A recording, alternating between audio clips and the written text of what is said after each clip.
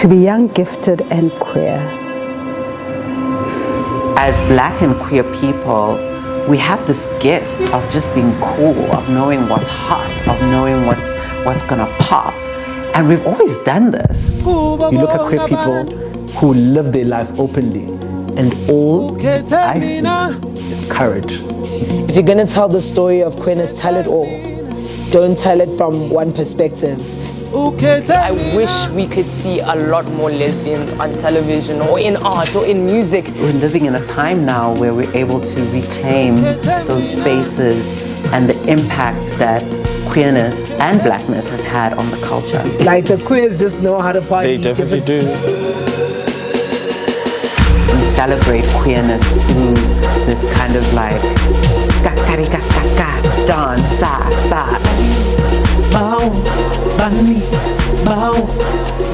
I chose courage. We knew we were doing. Well, the documentary, as you've seen it, Young, Gifted and Queer by produced and multi-skilled storyteller Renaldo Schwarp, really just shines a light in the multifaceted realm of black queer artistry, showcasing the resilience, the creativity and power at large. And so with a focus on creators like S'BO GYRE, Umlilo Kwaai Diva, as well as Andiswa Khumalo, the film really delves deep into the experiences and challenges that are faced by black queer individuals in South Africa, as well as beyond.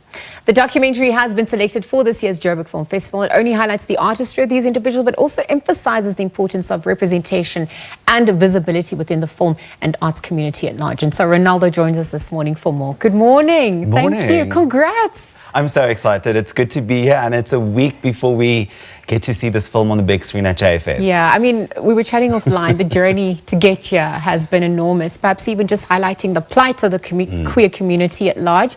Tell us about the importance of highlighting this young, gifted queer. Yeah, so I think when we talk about film and media and entertainment, it's very important that we look at it, or for me at least, from a representative lens. Absolutely. This is my second queer film. The first one was Afrikaans. This one, and it's 5 years later, is all about celebrating the queer people in South Africa, in Johannesburg, that really keep this creative industry together. I think it's safe to say that without queer black people, the entertainment industry wouldn't be what it is.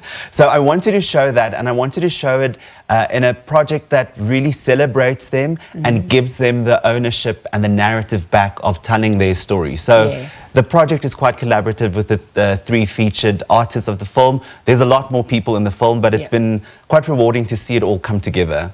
Representation is important, perhaps even the lens through which we tell these stories through. And so I know it was highlighted as well, but if we're looking at that creative process, what would have gone into it? What would have been the biggest challenge as well, from conceptualization perhaps to wrapping up production? Yeah, I think I'm quite aware of telling the full story. When we do speak about people who are part of certain communities, it's important that we show that community in its full breadth, and it's something that we really try to do with this documentary. It shows up in a few ways for me, making sure that we feature the correct people with impactful stories, people from different backgrounds, but also people who do dope and cool things, and I think the three of them absolutely do that.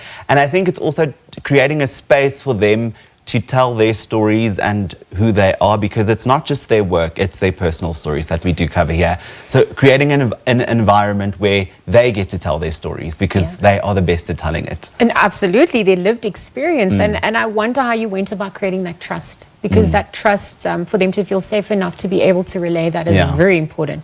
I think the first step is making sure that the people making the film also comes from the community of the things that we speak about. As a brown queer person of color, I absolutely understand the obstacles, the personal struggles that comes along with being who we are. But I think it's also understanding them as creatives. It's extremely rewarding to work in this industry, but in the same breath, extremely difficult. And it's not just difficult for the queer artists. And I think finding that intersection between all those things is very important, and I think I'm grateful that the three of them and the other people in the film trusted me and the team enough to tell their stories. What do you want people to walk away with? Because you're saying beyond the contribution to the creative industry, I mean, there's hope, there's resilience, there's a larger story that is playing out. I think it's important when we are talking about queer representation that we highlight all the things, I guess the bad things that happen to us. But with this project, I really hope that people see that we are absolutely in love with who we are, and we enjoy what we do as queer creative people in South Africa. So I hope the queer joy and the black queer joy resonates through the big screen when we get to see it next week at JFF, but also that we are not going to take a backseat to others, and that queer creatives in South Africa need a bigger seat at the table, or perhaps we need our own table. Okay, so as you're creating that table, I wonder if there was any moment that stood out for you in particular, that really just had an impact for you. Sure, a lot of very powerful moments. The one top of mind is part of the documentary is the legend Dr. Bev Ditzi. It was amazing to get her, and of course she was there with the first Pride March in 1990. We're talking about being young, gifted and queer. She said something so amazing, saying, what would life have been if she could have been young, gifted and queer? And she just dissects it further without giving too much away. I think it was quite powerful. And the energy that all of these people brought was quite amazing. And I think it's a very big passion project that I'm quite proud of. What are the conversations that we should be having? I mean, we've seen the strides that have been taken, so we can't ignore that. But there are obviously still gaps. What would you like to highlight at this point through your art work as well? One thing is giving queer people and queer black people ownership into how their art and their narratives are being told. We need to be active participants of our stories, and it shouldn't just be isolated to Pride Month in October or internationally in June. It's something that should live throughout the 12 months of the year. I think the narrative, it seems to me, at least from my perspective, has shifted from highlighting our struggles, but changing that narrative and talking about all the good things, because it's positive representation rather than just making sure we hear all the bad things. No, absolutely. And if we're projecting to the future, because I mean this was shot last year, so obviously we're well into the year and the time is just flying by. What else can we expect from you? I mean, you're speaking about passion project as well. What is aligning with your heart? Yeah, I think it's been amazing to do this film. It's amazing for me to do queer representative work, whether it be on television or books or film. So I do think there's more queer stories to be told. I am keeping an open mind with what next is, but I have a very amazing team of creatives that I work with, and hopefully we do something as impactful as Young, Gifted and Queer next.